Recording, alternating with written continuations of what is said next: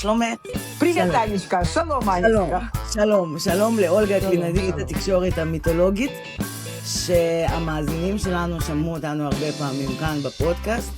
הפודקאסט שלנו מעבר לספקטרום, שעושה יחסי ציבור למשפחות מיוחדות. אני מאוד מתרגשת מהפרק הזה, כי שמעו עלייך.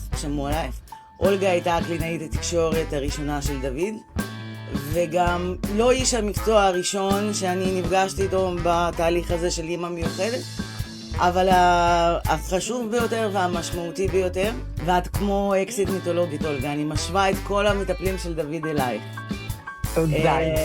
ואנחנו נדבר פה היום על תפקיד של קלינאי תקשורת, על הכלים שיש לעבודה לקידום הילדים על הרצף, וכמובן, הכי חשוב, תוך כדי, וגם בנפרד, מה התפקיד של ההורים, לא רק אמהות, גם אבא ואמא ודוד ואחות וכן הלאה. זה פרק בעברית, יש גם פרק ברוסית. אם אתם דוברי רוסית, יאללה, אולגה, ספרי לנו קצת על עצמך. אני קלינאית תקשורת כבר יותר מ-30 שנה. מה זה תפקיד קלינאי תקשורת? כן. זה מומחה שמטפל לפתח תקשורת ודיבור אצל אנשים. אני לא אגיד רק ילדים, בכלל אצל אנשים. כי לכל אחת יכולה להיות בעיה בתקשורת ודיבור בכל גיל. כן, ותקשורת ודיבור זה לא אותו דבר. כי אני זוכרת שפעם ראשונה, הקלינאית תקשורת הראשונה שהלכנו עם דוד, היא הייתה גם יוצאת מברית המועצות, ואני אמרתי, איך היא בכלל יכולה ללמד אותו לדבר עברית, ורק אז בכלל התחלתי להבין ולפרק, ומה ההבדל בין תקשורת לשפה? השאלה הזאת היא מאוד חכמה ומדויקת. יש הבדל בין שפה ותקשורת בצורה קיצונית.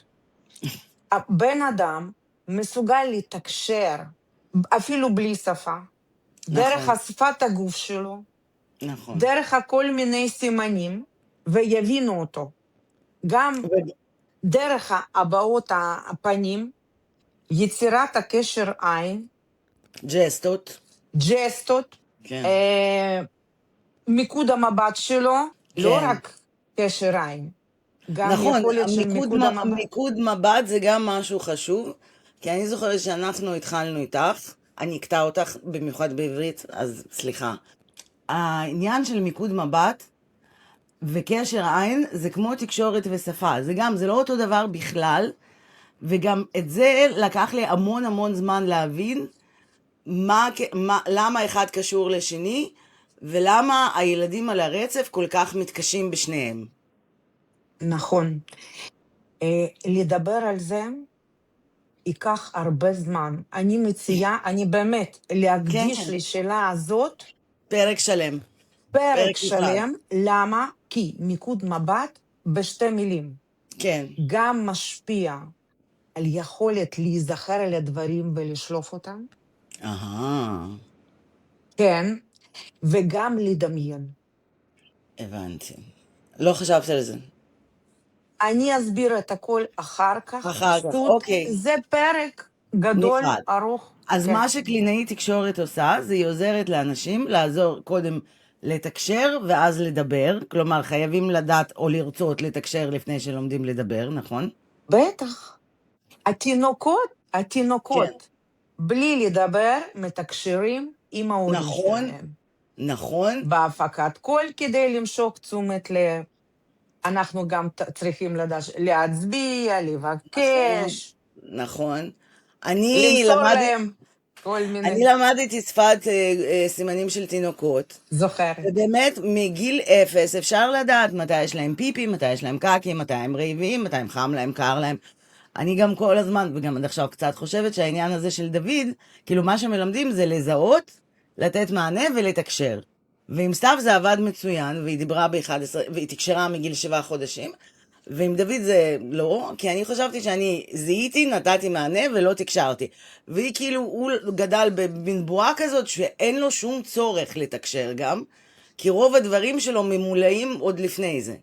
הוא כאילו לא הגיע למצב שהוא צריך להראות. נכון, פשוט נתקלנו בבעיית תקשורת. איך מגיעים בכלל, למה לרצות להיות קלינאי תקשורת? זאת שאלה שאני שואלת את כל את לא היית מוכנה לזה. זאת שאלה שאני שואלת את כל המומחים שאני מראיינת. למה? כי להורים שמאזינים לנו חשוב להבין מי זה אנשי המקצוע האלה שעומדים מאחורי הטייטלים הגדולים האלה, ולהבין כאילו למה. זה לא, זה נראה לי כאילו כמו שגיסתי הקלינאית תקשורת אומרת, אני מבלה את כל החיים שלי על שטיח מול אנשים שמתעלמים ממני. יפה, יפה, יפה. השאלה הזאת, אוי, תקשיבי, מה זה נעים לי שאת שואלת אותי, ואני יכולה ככה לפתוח את הלב שלי? כן. אני שאלתי את עצמי למה. זה פשוט מתנה מהשמיים, מאלוהים, את כל היכולות, אפשרויות שיש לי, אפשר לצבור אותם, ולהוציא ממני את כל טוב מה יש לי. אני רציתי תמיד, תמיד, תמיד להיות מורה. בסוף, שאני סיימתי בצורה מצוינת את בהצטיינות. המכללה ואוניברסיטה, אני הבנתי שאני לא רוצה להוביל כיתה, ועוד יותר, אני בכלל לא מוכנה לבדוק את המחברות. זה בשבילי או, פשוט פחד מוות. לבזבז את הזמן שלי, האישי, פתאום בחושך בלילה, מתחת למנורה, ככה לשבת זה לא היה שלי, אני הבנתי את זה. אוקיי. וגם אמא שלי פעם אמרה לי מילה, תקשיבי, אוליצ'קה, את צריכה משהו כמו קלינאי תקשורת, לגפית. אמר, זה אחד מול אחד, ככה היא הרגישה בזה משהו. כן. ואני אמרתי לעצמי, אני רוצה אחד מול אחד. כן, מקובל אליי. כשאני הבנתי את זה, אני מיד נכנסתי לאוניברסיטה, מיד.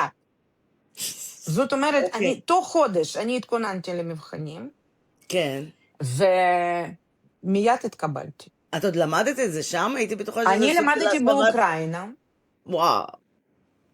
וכשאני עליתי לארץ, אני הייתי חייבת לעשות קורס השלמה, כן. ועשיתי אותו פעמיים, שפעם אחת נכשלתי, לא הייתה לי שפה, שום דבר, אבל אני הבנתי שזה פשוט שלי. כן. אני רוצה לטפל בבן אדם. וגם אני עבדתי הוסטל לאנשים שכבר לקראת אוקיי. להיפרד מהעולם. כן. אני טיפלתי באנשים האלו. וואו.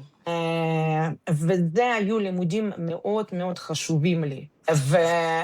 ושם קודם כל, אני הייתי חייבת לעבוד, בטח, כי לא הייתה לי שפה. זה אברורה של עלייה, זריחה של עלייה. נכנסתי למחלקה ואני חשבתי, איך אני אקבל את הריח, איך אני בריח. אני יצאתי מהמעלית והפסקתי להריח ברכות. את הצלחת כאילו לסנן את זה? כמו שנגיד... אני לא, זה המוח, לשים אמר לי, פילר, את חייבת לשרוד, את לא מריחה דברים מיותרים. את חייבת ללמד אותי איך את עושה את זה עם המוח שלך. כי גם במיוחד ריח זה הרי משהו שחודר, הוא לא עובר סנני תודעה. תקשיבי, אנחנו דיברנו איתך בנושא הזה, ואני נכון. הגעתי למשהו שיש לי רעיון בשביל זה. אוקיי. רגע, שנייה, בואי נתרכז, אני יודעת שאני מבלבלת. נתרכז. אז קלינאי תקשורת, מה שאת מספרת בעצם, המצב הזה, זה נקרא, אצל יפנים איקיגאי. זה נקרא הסיבה לקום בבוקר, וכשיש כאילו מפגש בין העיגולים של מה שאני מוכן לעשות, גם אם לא ישלמו לי ואני נהנה ממנו, בדיוק. אני עושה אותו יותר טוב מכולם, אנשים צריכים אותו ומוכנים לשלם על זה כסף, ואז המפגש של 4 הדברים האלה מביא למצב שהבן אדם מאושר, והוא טוב במקצוע שלו. בדיוק. ואני אגיד לך, כשאני הייתי שם, הביאו איזה פושע אחד שקיבל מכות ואיבד דיבור. איי. הוא היה כמעט מת. הוא היה דומה לעוף במקרר. כזה הוא היה, כולו מקופל וקפוא. ופתאום אני ראיתי איזה אש בעיניים שלו, ואני הבנתי, שזה המקום בשביל ההשקעה שלי. כן. מה את חושבת? לצליל מההתחלה. כן. והוא היה הופך עם הראש הפוך, ככה, כל הגוף הוא הפעיל כדי להגיד לפחות וואו. אנחנו הגענו למצב של דיבור. וואו. אבל מה? הוא התחיל לדבר רק במילים גסות, זהו, רציתי והרופאים להגיד אמרו סוף לי, סוף הוא הצליח לדבר, ולא אמרתם לו, וואי, עדיף שאתה לא, כאילו, פושע. וכולם צחקו ואמרו לי, אולה, תחזירי אותו אחורה, תחזירי אותו אחורה. מה אני אגיד לכם? הסיפור הוא בסוף יצא עצוב, כי העבירו אותו לשיקום, ואחר כך לקחו אותו לבית חולים של כלא. הבנתי, אוקיי. אז בסדר, אבל לפחות עכשיו הוא יודע להגיד מה הוא רוצה או לא רוצה, זה בכל זאת להביע מתנה. את עצמו, לתקשר. כן, זה לא סיפור עצוב, את לא יכולה זה. רגע, ואז נגיד בן אדם בוחר לבלות את החיים שלו מול אנשים שלא מצליחים לתקשר איתו. אני באמת, זה סקרנות שלי. מה? למה זה מדליק אתכם כל כך? למה? כאילו, למה את רוצה את זה? למה, כאילו, בשביל הרגעים הקטנים האלה של התוצאה, והתוצאה הרי מגיעה אחרי מלא זמן, ויש מצב שהיא לא מגיעה בכלל. מאיפה יש לכם את התושייה הזאת ואת הכוחות הפנימיים האלה? להמשיך לעשות אותו דבר גם כשאין שום תגובה. אני עם האישיות שלי בחיים לא הייתי עושה את זה. לא הייתי מחזיקה מעמד. כאילו, עשיתי את זה עם דוד, אבל זה לא אותו דבר. זה בדיוק, זה פשוט שליחות. זה שליחות של בן אדם. אני מאוד אוהבת אנשים. אני מאוד אוהבת אנשים. אני רואה אנשים, מי שנכנס אליי הוא כבר שלי. זה כבר אחריות שלי. אני לוקחת כמו שהם, וכשנותנים לי את הסימנים הראשוניים, אני לא צריכה כן, הרבה. ואני כן. תמיד למשל אומרת להורים, לא צריך להכריח אותו, לא צריך לתמוך בו, לא צריך לעזור לו, הכל על אחריותי. כן, אני האחריות שלי זוכרת את זה. לגרום לילד לתקשר איתי. תשמעי, ואני זה כמו... מקדישה את כל החיים שלי לזה. תשמעי, זה כמו בדיסני, בהגדה על הבת ים הקטנה שנתנה את הקול שלה, ואז החזירו את הקול שלה. ואם את חושבת, את נותנת לאפשרות ואמצעים לאנשים להוציא, כאילו, לדבר, לתקשר, להצהיר על עצמם. אני בטוחה שיש הרבה מאוד בני אדם כרגע שמדברים בזכותך. כאילו, דוד גם. זה מטורף, זה באמת מתנה מהשמיים. נכון. אני מקבלת מתנה מהשמיים, את היכולות שלי, וגם זה מתנה למשפחות מהשמיים. דרכי. ילד מיוחד זה לא ילד מיוחד, זה ילד מיוחד וכל המשפחה שלו. הקרובה, המורחבת, הגן, הקהילה שלו, זה משפיע על כולם. קלינאי תקשורת זה בעצם בדרך כלל האיש מקצוע הראשון שנפגשים איתו ההורים. אומרים, יש איזשהו עיכוב בדיבור, איזשהו חשד, לכו לקלינאי תקשורת. ואז אנחנו הולכים, ומה שאני חשבתי זה שזו אותה קלינאי תקשורת שיושבת ורואה רק בעיות. כל היום היא רואה ילדים עם בעיות. ואז יבוא ילד בריא, והיא מראש מחפשת בעיות, ואת יודעת, מה שאת מחפשת, זה גם את מוצאת. ולכן הייתי בטוחה שאני אביא את דוד לקלינאי תקשורת, והיא תגיד, ברור שיש בעיות, כי כאילו, אם אני אבוא לפלסטיקאי ואני אגיד לו, יש מה לעשות, הוא יגיד, יש מה לעשות, כי הוא לא יראה כמה ברק יש לי בעיניים וזה שאין לי שיער אפור, הוא רואה את הקמטים שיש לי. וזה ממש פחד גדול של הרבה הורים, שלא יראו את הילד באמת, שיראו רק בעיות. רק את מה שהוא לא עושה, לא יראו מה שהוא עושה. איך את יכולה לעזור להורים להתגבר על הפחד הזה של כאילו לגשת פעם ראשונה לקלינאי תקשורת? כי את מבינה שאת גם פוגשת הורים בהכי גרוע שלהם, בנקודת השפל הכי גרועה שלהם. כאילו חוץ מאונקולוגים וכאלה חס וחלילה לא עלינו, את פוגשת הורים לא מאושרים, הורים מפוחדים, וזה גם, זה מטורף שאת מצליחה להכיל את זה ביחד עם הילד. נכון. כי רוב האנשי מקצוע לא. הרגעים הראשוניים של ההורים זה פחד, מוות, כן. דיכאון, טראומה, ובכלל אבל. נכון. זה ממש שלבי אבל. יש לנו פרק על קבלת האבחון כ5 שלבי אבל. יופי. אני בדרך כלל, אני מבשלת את ההורה. אני מסתכלת למה הוא מוכן, כן. למה הוא לא מוכן. בדרך כלל אני מדברת כן על בעיה בוויסות חושי, כי יש בעיה. כן. מה שם יושב על הבעיה הזאת, זאת כן. כבר שאלה. כן. בעיה בוויסות חושי זה כבר צורך בטיפול. נכון. שזה כבר נותן מוטיבציה לטפל בילד. נכון, וזה גם לא מפחיד כמו אוטיזם. זה לא נותן מכה בלב. כן, כן. ואני מסתכלת כמה מוכן, לא מוכן, יודע מראש, אבל פוחד מהשם. נכון. והשם מפחיד וזה בסדר לפחד ממנו. למרות שאנחנו כאן בפודקאסט עושים הכל בשביל שהשם הזה יפחיד פחות, אבל זה עדיין, אוטיזם זאת מילה מפחידה. הרגעים הראשונים של מילה, ההורה כבר יכול לדעת שהילד מוגדר, ואם הוא מקבל כתוב את המילה הזאת, נכון, נכון. זהו. מתחילים מחדש, סיבוב, עונה חדשה כן. של אבל. קצר יותר, אבל כן. אוקיי, אז אז נגיד, מה אני אומרת? כן. יש הורים שאומרים, שאני כבר רואה שהם שם, הם מטפלים כבר בילד מצוין, הם פוחדים מילה, ואני אומרת, בסדר, בואו ניתן זה לשם ביגימות. ביגימות פלסטר. נשים פלסטר. כן. כדי שזה לא ישמע. אבל כן, אתם כדי שזה מטפלים לא בו כמו יפחיד. שצריך. כן, אבל נכון. אנחנו כבר בדרך. נכון, למשל, אני רוצה להוסיף, יש מקרים שכדאי להגיד. כן. להורים שלמשל, אם זה כבר ילד בן 9, שלא מטפלים בו כמו שצריך, וכבר לא אוהבים אותו, כבר מקבלים אותו רגע, כמו מה זה ילד לא רע, מטפלים בו משקר. רגע, מה זה פשוט, לא מטפלים בו כמו שצריך? הוא הולך בלי שום מודעות ואף אחד כאילו לא יודע, ואומרים, הילד סנובי, הילד לא מכבד חברים, הילד חוטף, לא מבקש דברים, השפת גוף שלו מסורבל, הוא פתאום מרביץ, לא ידוע למה. לא, אבל זה סימפטומים של, זה את אומרת, בגיל 9 זה לא יכול לקרות לילד, זה כאילו, אם זה יש את זה, זה סימן שצריך לטפל, זה דגל אדום, או שכאילו הוא... זה דגל אדום, כי הילד, למשל, כשנמצא בספקטרום, כן, וההורים חושבים, לא, לא, לא, הוא בסדר גמור, לך כן, לכיתה רגילה, ולא כן, מסתדר לו בגלל העומס גירויים, כן. והוא בהצפה, והוא לא מסוגל לא ללמוד, לא לכתוב, לא לשבת רגוע. ורק כועסים עליו כל לא, הזמן. לא מבין סיטואציות, כולם כועסים אליו, וההורים רוצים כן להרגיש שהכל בסדר, כן. והוא לא יודע איך להסתדר עם כל זה, ומתפרץ ונכנס מתחת לשולחן וכל מיני דברים כאלו.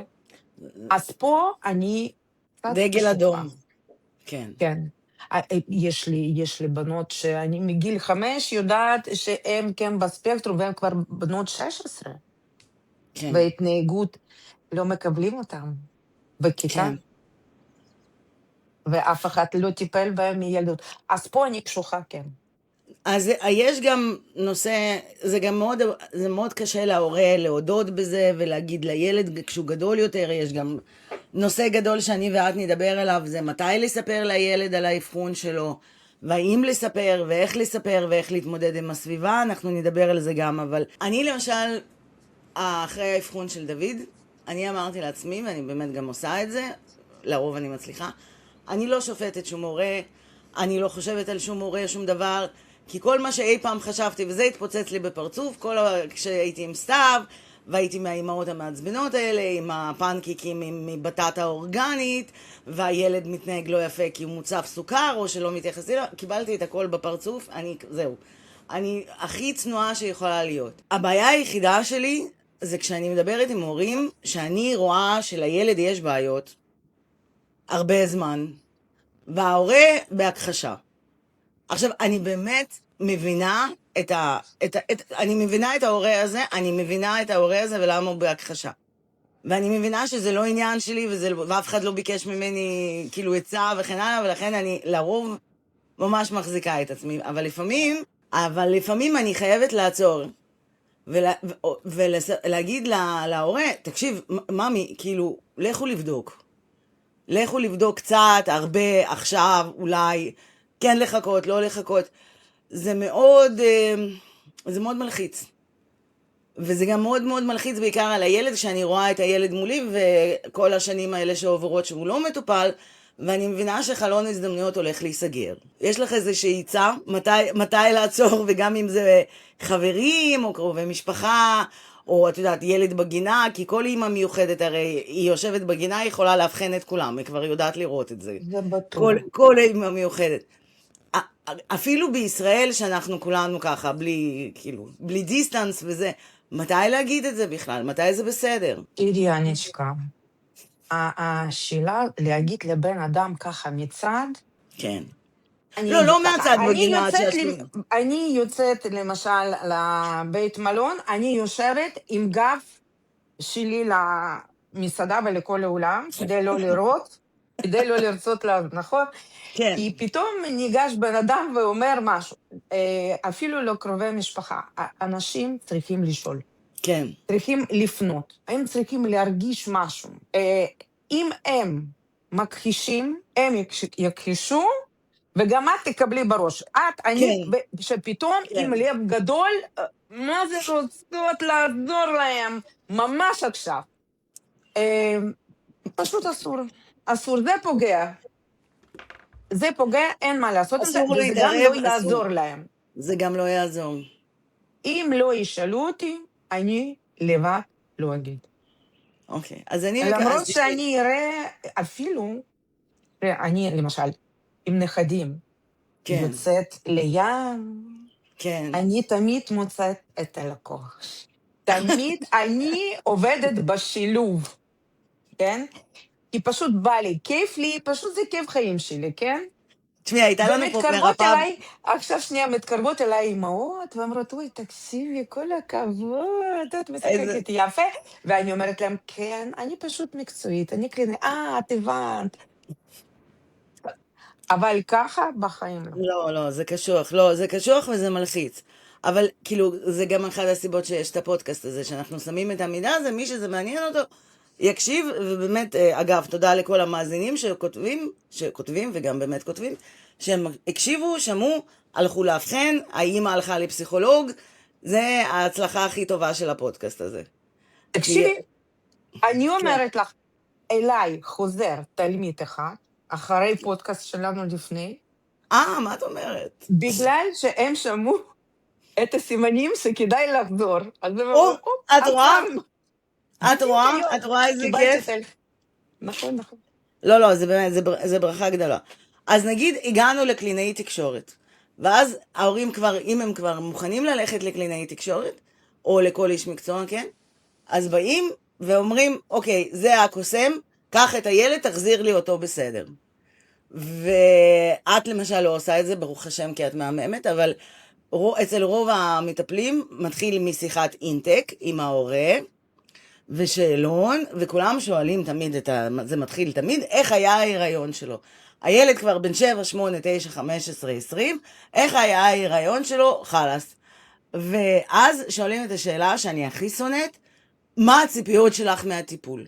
מה זה מה הציפיות שלי מהטיפול? שלא יהיה אוטיסט. אפשר שהוא יפסיק להיות, מה זאת אומרת מה הציפיות? מאיפה אני יודעת? מה האופציות? מה בתפריט? אולי אני אגיד לך, אני רוצה שהוא יתקשר קצת יותר טוב, אבל בעצם את יכולה לעשות אותו שהוא, את יודעת, ילך מכות על הילדה הכי יפה בכיתה. כאילו, אני לא יודעת, מה זה השאלה הזאת ולמה אנשי מקצוע שואלים אותה?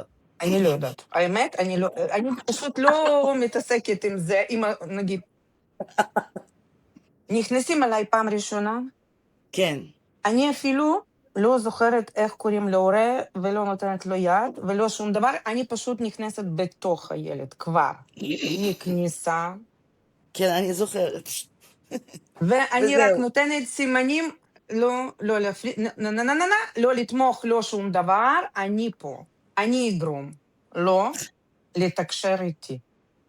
ויש סיפורים שאבות, למשל, אני הולך עוד 5 דקות, אני הולך עוד מה, עובר חצי שעה, והוא אומר, אבא עדיין שם. בסרט, ואני אומרת, אוי, אבא עדיין פה.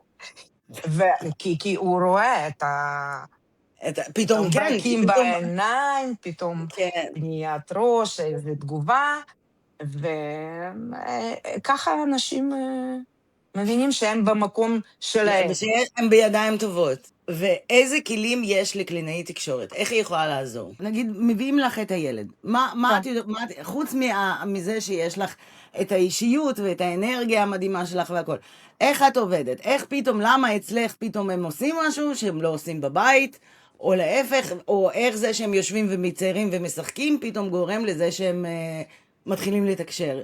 כי זה בדרך כלל בהתחלה מרגיש שאני משלמת 400 שקל על זה שמישהו ישחק על השטיח עם הילד שלי חצי שעה ויצייר ציורים. זה מה שגם אבות הרבה פעמים מרגישים. מה קרה? מה היא כבר עושה איתו?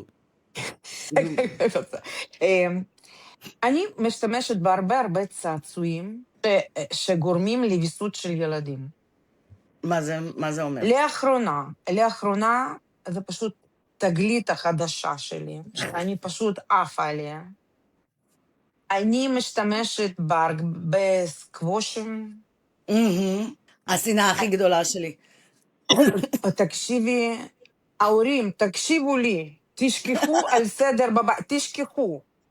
כי הדברים האלו, סוג של, את הכדורים של המים שמתנפחים במים, כן?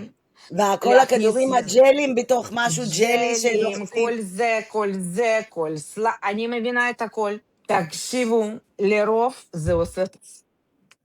רע לי, חם לי בפנים, זה למי שמקשיב לי, אני מנופפת בפנים. רע לי רק לשמוע את זה או לדמיין את זה. כן, אני מבינה אותך. אם לא מקצוע שלי, אני גם הייתי מרגישה כמוך, תאמיני לי. אבל כבר באים עליי אפילו הורים שכבר רוצים להכניס לי שם. זה עושה טוב. זה עושה להם טוב לקצ'ווץ' את זה ולשחק עם זה. זה מבסט את המוח. זה לא תנועות הידיים, זה ויסות, זה משפיע. זה משפיע בכלל על הדור של היום. אני אומרת ככה. אוקיי. כשזה משפיע ומבסט, מה זה מבסט? כן. את אחד זה מדליק, כן. את השני מרגיע. אז זה כמו סיגריות למבוגרים שאנחנו מעשנים גם כשאנחנו לחוצים וגם כשאנחנו עייפים? יש מצב. אני לא נגד, תאמיני לי. אם יש צורך חזק, אני לא מעשנת, כן? אין לי צורך. כן. פשוט אין. את בן אדם מבוסת, את לא צריכה משהו מבחוץ. אני לא כזאת מוזנת, אבל... לא, אבל אם את יכולה להגיד למוח שלך, תפסיק להריח, אז את יכולה להגיד לו, תירגע עכשיו, אל תתעצבן מהבן אדם הזה בפקק. הבנתי. זה היה רגע של הישרדות. המוח אמר, את חייבת לשרוד. כן. כן, אז הצעצועים מסגנון הזה. בטח, אם אני רואה שהילד מת על מכוניות, כן. אני אשחק איתו במכוניות. ואם את כבר משחקת איתו, אני לא יכולה לא לשאול אותך, מה דעתך על DIR מול ABA והגישות האלה, כי הם קצת מתנהגים, את יודעת, כמו נייק ופומה, וקוקה קולה ופפסי, וכל אחד אומר אחד על השני, זה לא נכון וזה כן נכון, וזה כמו הדוקטור ספוק והלוחשת לתינוקות מול האפס הפרדה.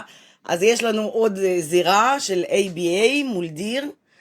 אם את יכולה בשתי מילים להסביר מה אומרת כל אחד מהשיטות, ואיך כל אחד, ואיך את עובדת. ככה בקצרה? בקצרה ממש. אני התחלתי מ-ABA. הבסיס שלי, זאת שיטת התנהגותית, הבסיס שלה, הפורמולה שלה, הסכמה שלה, זה גירוי, התנהגות, תגובה. מה משפיע על התנהגות? איך הסביבה מגיבה להתנהגות. זאת הפורמולה. על פי התצפית בפורמולה הזאת, בונים את הפרוטוקול, כן? הכל מכניסים בטבלאות, מה משפיע, מה לא משפיע, וזה מצוין. אבל זה כמו כלבים של פבלוב. תקשיבו, אנחנו כולם חיים בצורה הזאת. הכל על הרפלקסים, הכל על האינסטינקטים. לא צריך להתבייש מזה, אבל כן, זה נראה כמו אילוף. כן. יש אנשים שעובדים נטו בשיטה ABA, וזה נראה כמו אילוף, כי הם דורשים חזרה רב פעמית על אותו דבר. לא כל ילד מוכן לחזור מספר פעמים על אותו דבר, וזה משעמם. ויש התפרצויות כל מיני, אז כמה שהיא טובה, כמה היא קיבלה איזה שם לא טוב. נכון, שמות קיצונים. נכון, יש גם הרבה מבוגרים עכשיו, אוטיסטים מבוגרים, שאומרים שזה הרס להם את החיים, וזה עשה להם טראומות, וזה גרם להם לרגרסיה, וזה בגלל האנשים הנוירוטיפיקליים, שמכריחים את הלא נוירוטיפיקליים להתנהג כמו נוירוטיפיקליים, וזה בכלל אונס את חופש הבחירה שלהם ואת הרוח החופשית. זה הטענות שנזרקות. נכון. זה ככה, זה משהו שנשמע. אבל אי אפשר באופן סכולסטי להשתמש רק בשיטה הזאת. אני נפגשתי עם שיטת גרינשפן, כן, DIR, והבנתי שזה מקום לזרימה טובה, כן, זה גם אין בלי תצפית, אין בלי אותה פורמולה, כן, אבל זה לא סכולסטי. את זורמת מה ילד עשה, איך את מגיבה אליו, מה את מפתחת. כן, זה כבר גמיש יותר, פה כבר נשמה עובדת. כן, פה נשמה. פה את יכולה לחזור מספר פעמים, פה את יכולה להרשות לעצמי פעם אחת, ולחזור על זה פעם הבאה, בפגישה הבאה. כן. ואיך את עובדת עכשיו? ואני אסביר, זה לא סוף, זה ממש לא סוף. אני עוד נכנסתי, מה הגירוי? כן, מה זה גירוי? מה צריך, מה ילד צריך לעשות, או מישהו צריך לתת לו מכה, או משהו נפל מהשמיים וזה השפיע על התנהגות ואיך הגעת. ויסות חושי, ללמוד ויסות, מה זה ויסות חושי? מה זה מערכת אינטגרציה סנסורית של בן אדם, של הילד. כן. ואני לקחתי ספר של ג'יין אריס, מרפאה בעיסוק אמריקאית.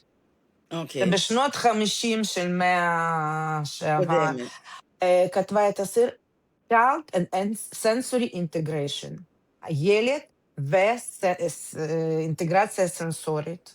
אני נכנסתי לעומק, בעזרת של האבא אחד שהוא טיפל בילד שלו לבד, כמו שצריך, רופא אופטלמולוג, המנתח שגם עשה לי ניתוח, אז הוא אמר לי, אולה, אני כבר הייתי שם. ופתאום זה שליח מהשמיים. כשהתלמיד מוכן, המורה מגיע. ותלמדי, ואני למדתי ממש בכיף, זה פתח לי ראש. וקודם כל, אני רואה מה המצב של רב, של עיכול קיבה, עייפות, שמיעה. יכולת הקשבה, כן, מה הוא שומע, איזה רעשים מפריעים לילד. כן, כמה מפריע לו ויזואלית, איפה המקום החלש שעדיין לא בשל. כן, ואני בשיטות שידעתי, אני לקחתי את הסימנים ואני נופלת היום למקום הכי חלש ומבשלת אותו בכל מיני תרגילים שיש פה על מה לספר, המוח שלי מתפוצץ, לפתוח לעולם את המיומנויות שלי, כי אני למדתי איך לעשות את זה, איך לפתוח את המקור הכי חלש, שלא בשל עדיין ומפריע. וואו. ואז בדרך להגיע לשם, כן, גם נזכרת במה שעשית עם דוד. זה כבר לא משנה. לפעמים את היית מכריחה אותו ועושה לו EBA, ולפעמים את היית עושה לו דיר, ולפעמים שניהם ביחד במקביל. וכל תקופה וכל בעיה וכל אתגר דרש איזשהו פתרון אחר, זה פשוט כלי, ולא התורה עצמה. התורה עצמה זה לראות את הילד. בדיוק, לראות את האישיות, את הילד, את הפניות שלו, את היכולת. אם לא, אני אוציא בידיים. כן, זה בטוח. לא, זה תמיד אני אומרת, אצלך גם הכיסא יכול לדבר, אם את תחליטי שזה מה שחשוב.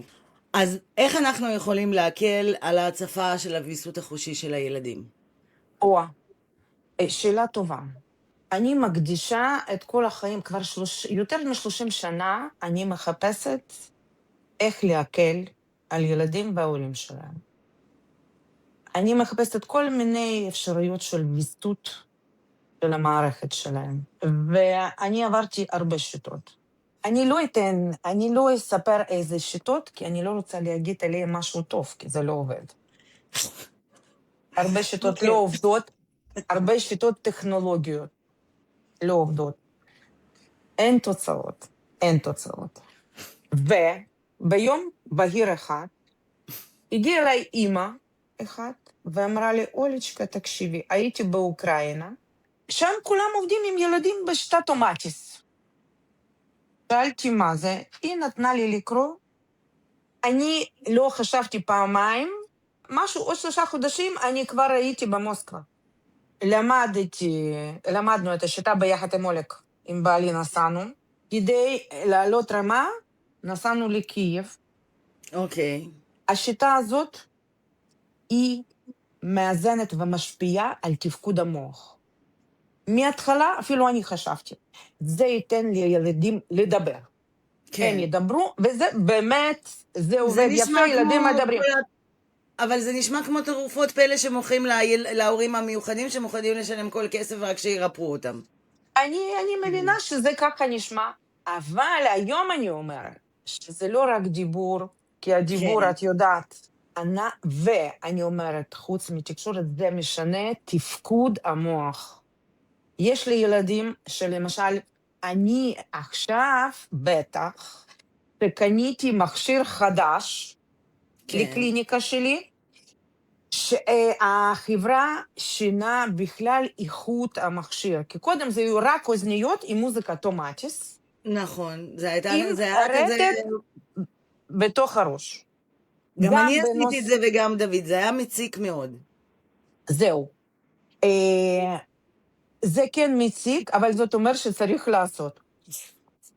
היו אוזניות שהצליל עובר דרך העצם, כן. עם רטט כזה.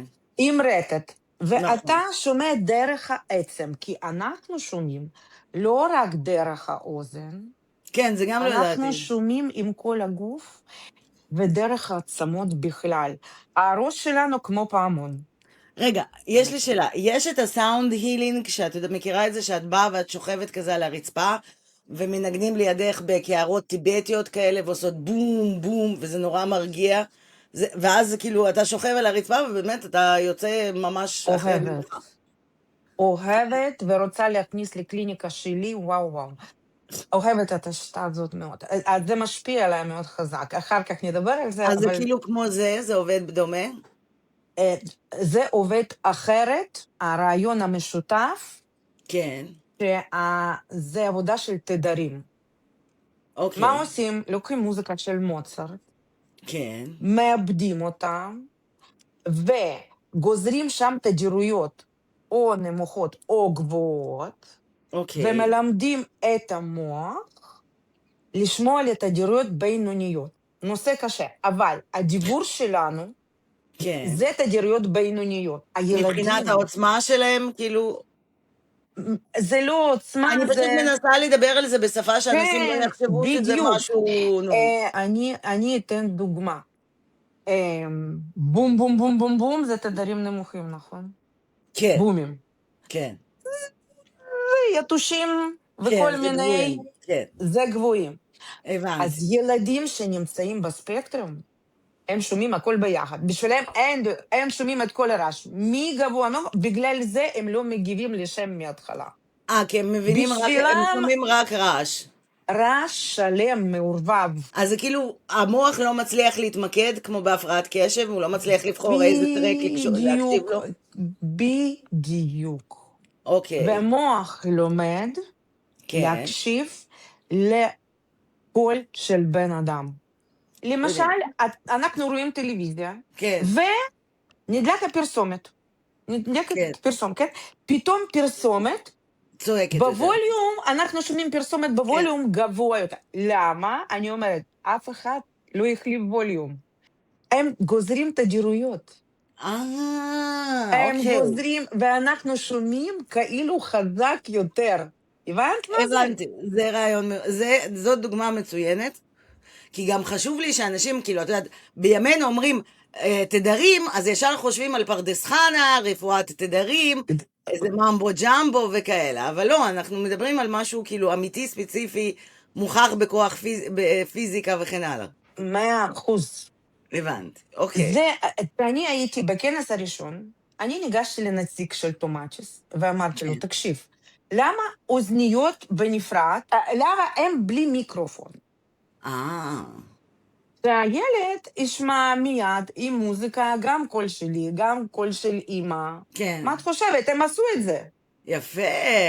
הם עשו את זה ואני לא קיבלתי מזה שום גרוש, סתם צוחקת. יפה. לא, אני מבינה, זה כמו שאמרתי לי נציג של המלטונין שנותנים בלילה לילדים. אמרתי, למה לא עשיתם את זה בטיפות? איך אתה יכול לשכנע ילד על הרצף לקחת כדור? תראה, אתה דפוק. הם אומרים לי, לא חשבנו על זה. על מי חשב על זה? מי צריך לחשוב על זה? נכון. אז הם בנו מכשיר חדש, פשוט חדש. זה גם אוזניות עם רטט, וגם וגם המיקרופון? עם מיקרופון, וואו. וגם מוזיקה נוספת מלווה אחר כך, אחרי שנגמר הטיפול, היא חלשה יותר, אבל היא תומכת באימון המוח. ועכשיו האוזניות הן לתמיד במשפחה, הם אישיים. אני רוצה לשלוח את המאזינים לחפש על זה מידע, כי אנחנו גם אוהבים, נגיד, היה פה בפודקאסט את הקליניקת אורינג, והיה פה תזונה קטוגנית, אז זה עוד משהו שאפשר לבדוק ולבחון ולהחליט האם זה בשבילכם או לא בשבילכם. אני ודוד למשל עשינו הכל. לא יודעת מה מהם עבד, אבל עבד. אני רוצה שהמאזינים קצת ייחשפו לעוד דברים חדשים, חוץ ממרפאה בעיסוק וקלינאי תקשורת והידרותרפיה שיודעים, גם אצל קלינאי תקשורת אפשר לחפש דברים. אז יאללה, לכו לחפש. לכו לחפש. לא, לכו לחפש מידע על זה. כן, כן. לא, אני אוהבת את המשפט. לא, אני לא רוצה שזה ירגיש כאילו אנחנו עושים יותר מדי פרסומת, אבל אני כן רוצה שאנשים ילכו לחפש מידע על זה.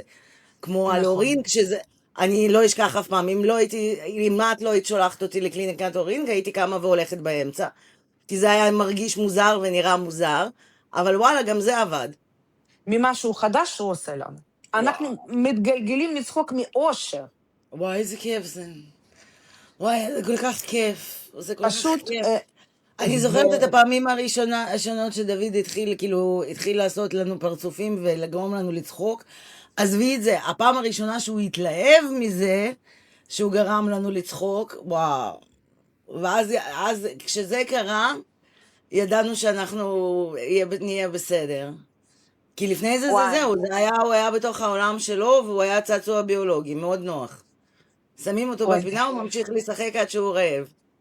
תקשיבי, את זוכרת איך אנחנו עשינו לו שילוב עם ילד לובה? כן, בטח. מאשדוד. לא לובה, האח הקטן של לובה. לובה, אני לא אשכח את לובה. לובה, הגעתי אלייך, פתחתי את הדלת, הוא עמד שם בכניסה, ואז אמרתי, איזה ילד עובר פה, ואז הוא הסתכל עליו ואמר לי, מי ילד? אני ילד? אני לא ילד. למה את קוראת לי ילד? ואני הסתכלתי עליו ואמרתי, דוד בחיים לא ידבר כך. בחיים זה לא יקרה לדוד ככה, שהוא בכלל ישים לב אליי, שהוא יגיד משהו. סליחה, כן, אז זה לא היה לובה, לובה היה מתקדם מדי בשביל דוד, זה היה אח שלו. ודוד התחיל ליזום אינטראקציה. נכון. עם מכוניות, והוא התחיל נכון, ולהזמין אותו, כן. ולמשוך את התשומת לב שלו. אני זוכרת? כן. אנחנו ככה, גם היינו... לא, זה באמת, זה רגעים של אושר שאני, כאילו, זה מה שהילדים המיוחדים מביאים לחיים שלנו, העוצמות האלה של השמחה הזאת, לא היה אף פעם, כאילו, עם סתיו. כאילו, כזה סתיו, כן, בגיל שנה מדבר איתי בטלפון, סבבה. דוד מצליח להחזיק שיחת טלפון עם אמא שלי לאיזה 20 שניות, והוא איתה בגיל 8, סיבה לחגיגה, קונים לו עוגה. מסכנה סתיו. רגע, ולדעתך, מכל הגישות ושיטות שדיברנו עליהן עכשיו, מה הגורם המנצח, מה מקדם את הילד? רמז הורים, רצינו לדבר על הורים. כן, אני להורה המסור. ההורה שלא מתייאש. מה אני אומרת ואמרתי גם פעם? מקצועי, זה רק פוש. ההורה בתשוקה מביא את הילד להצלחה. יש תשוקה, יש הצלחה. יש יכולת התמודדות, יש לראות את המטרה, יש יכולת להתפוצץ משמחה מכל דבר קטן שיש. כן. השאלה שאני אמרתי, שאני שאלתי את עצמי, וגם אני שואלת את כל גרים, הורים, למה מגיעים עלינו הילדים שלנו? התשובה, כדי לפתח אותנו, כדי להוציא מההורה דברים הכי טובים את שהוא כל אפילו, המיצים. כל המיצים שהוא אפילו לא מכיר שיש בו את זה. ברור.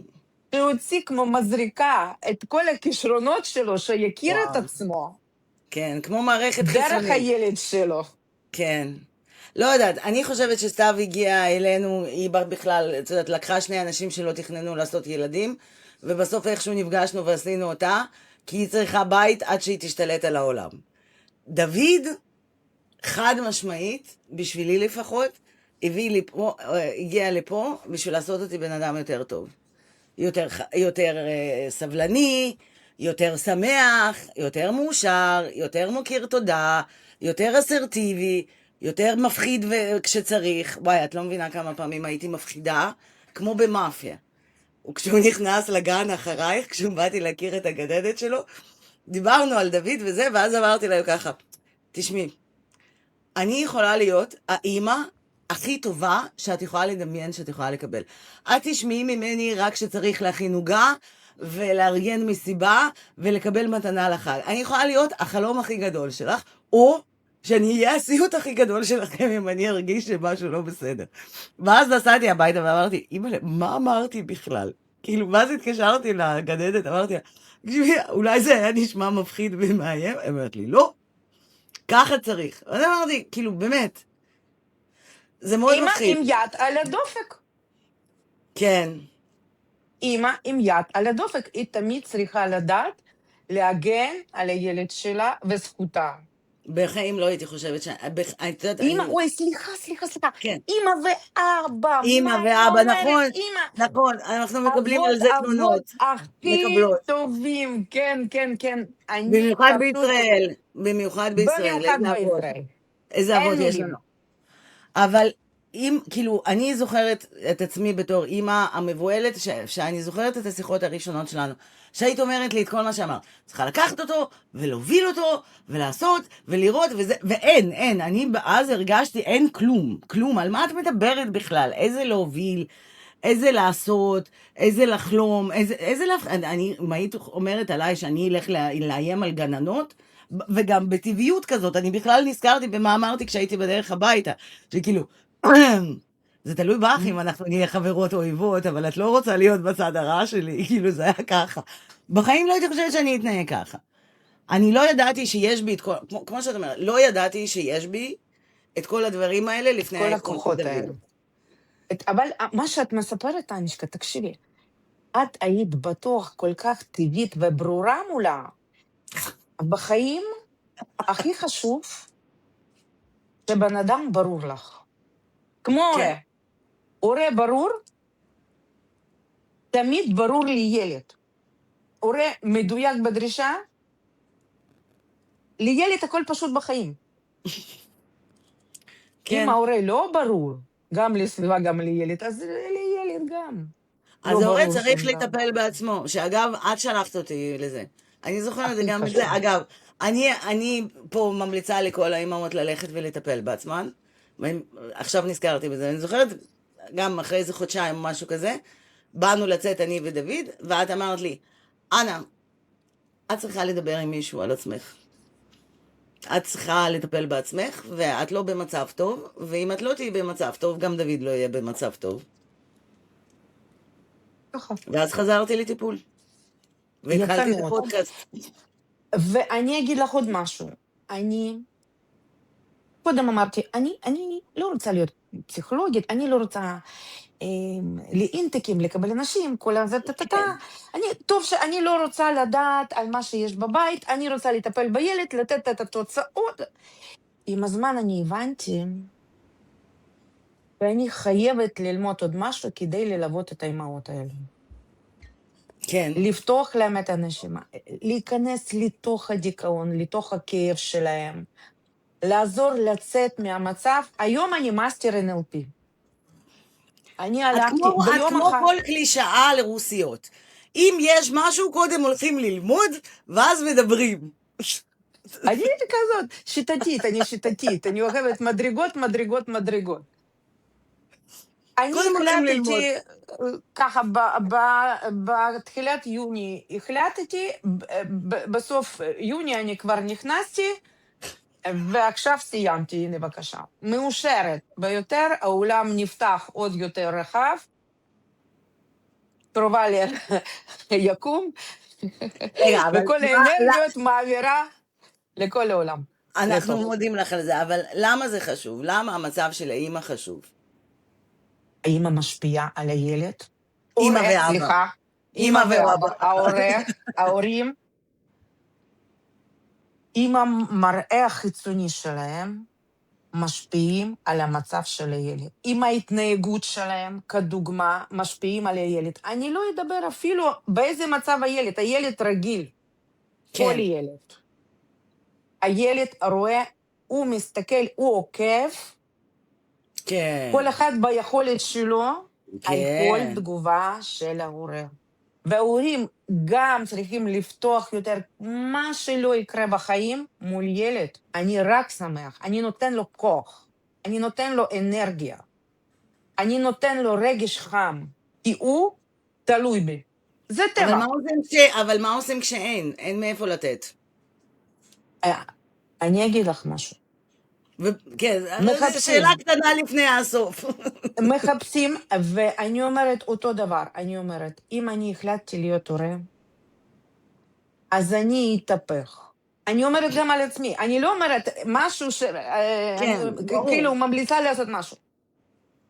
אני התהפכתי 180, פלוס 360 ופלוס 180.